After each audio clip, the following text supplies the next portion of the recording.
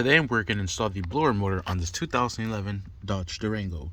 Alright, first thing we're going to do is going to go ahead and line it up and put on these 4 Allen or hex screws. They are a size 7/64s, so we'll go ahead and put that on. Alright, I am putting the last screw into place. Then we'll go ahead and plug in the pigtail. Alright, and just plug in the pigtail. This goes connected right up here. I have to probably move this back a little bit. Alright, and it just goes right in there, just to hold that wire into place. We'll put this cover back on. Take this little retainer clips there and here, just like so.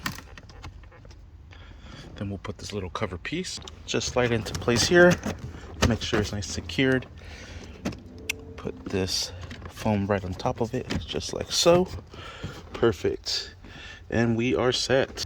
And that is how you install replacement blower motor on this 2011 Dodge Durango. Thank you for watching. Please like and subscribe.